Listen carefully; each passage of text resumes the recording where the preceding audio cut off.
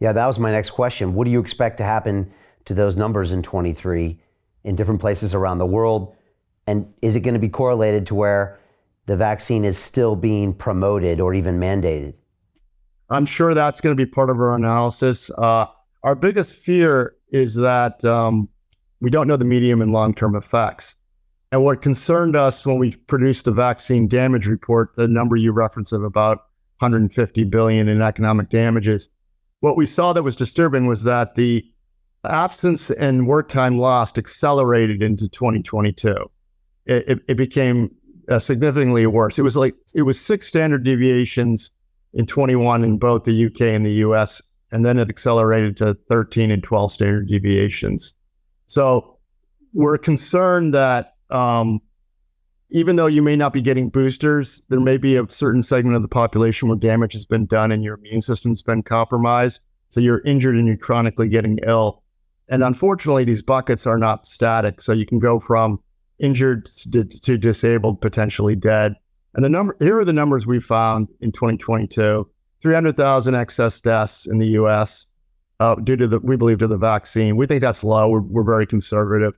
1.36 million disabilities and 26.6 million injured people that's presenting itself as chronically missing work. So that's about 10% of the US population. That's why it's a national security issue, and it seems to be predominantly found in the working folks of this country, not those who are either retired or working for themselves who chose not to get the jab or quit to get the jab. We found those not in labor force in 2022 and 21, their disability rate went up the least, only 4% versus the employed disability rate, which went up 31%. So whatever happened in 21 and 22 was detrimental to your health to be employed. And obviously, the only thing that changed was the vaccine and mandates. And if it's not that, what is it and why is it not being talked about? And the circular logic takes you back to the fact that it's likely a cover-up at this point. And when it's hitting the employed, that means it's hitting the people that are healthy enough to work?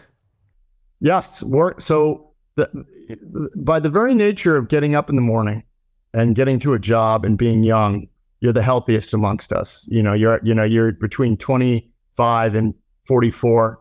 We'll just use that group, the millennials. You're the healthiest amongst us. You have access to the best healthcare, but yet mysteriously in 21 and 22, your health outcomes as a group are worse than the general population. That should never happen, and it's a national security issue. That's what I've said to Senator Ron Johnson. In our military, I've talked to Teresa Long, Colonel Teresa Long, and she's one of the whistleblowers, and she suspects that if we don't fix all this, and given the problems they're having with recruitment due to the woke nature of the military, we won't have a standing army in 5 years, because what people don't understand is for every one pilot that flies a jet, there's 7 to 10 support people behind them.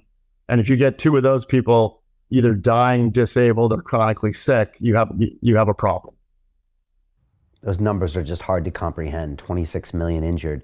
And like you said, it's one thing to look at the deaths, but if the injuries are harder to quantify, but if you're seeing the missing work going up, that's a great way to see it. But like you said, it's unknown. So that could go up in the next year, even if there's not people vaccinated, because you don't know the damage that's being done and how much it disabilitates someone before they even die, right? You just don't know. We don't know. We don't know the medium-term effects. And, as a trend follower, we're looking at the disability trend. So the rate of change in the growth of disabilities has slowed, but the trend, if you're going to draw a trend line, it hasn't broken trend. So disabilities, if things were going to get back to normal, we should see a break in the trend, and we haven't yet. It's just the rise in disabilities has slowed, which is good news. But we also suspect that part of the issue is that some of those people who are disabled are dying. So the numbers are slowing, potentially because of deaths. So Jim Rickards has just recorded a video that's not available to anyone in the public, and he's going to be talking about how this upcoming recession is going to be fast, it's going to be bloody, it's going to be nasty. But at the same time, he's going to show you how you can position yourself to profit from all of this chaos. Now, we've made this video only available to our viewers. Go to londonreal.tv/Jim. Watch that immediately.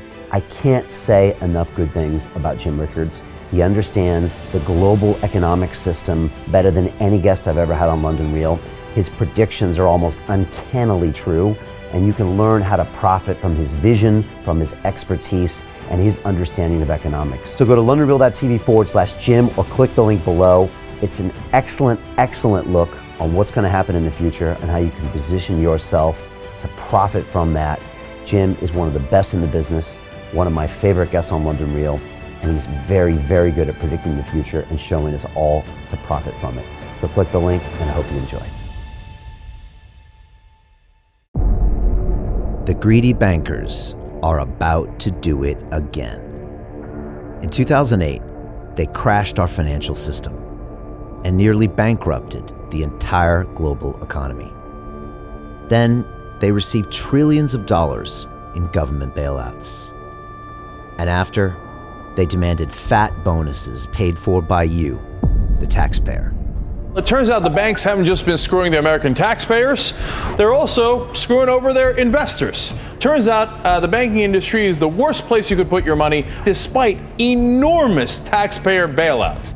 Now the bankers are back to take away your financial freedom. They lie and tell you that cryptocurrency isn't safe. They try to make it illegal for you to choose how to invest your hard-earned money. They lie and say cryptocurrency is used by money launderers and criminals. But look at the record.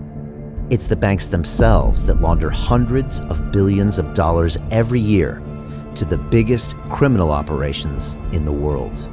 Leaked documents have revealed how some UK banks have helped criminals, money launderers and Russians under sanctions. American authorities discovered that the Sinaloa cartel moved $881 million through HSBC accounts as bank officials turned a blind eye to the illegality. The bankers lie and say cryptocurrency is not a real investment. Meanwhile, the smartest CEOs in the world are buying billions and billions of it.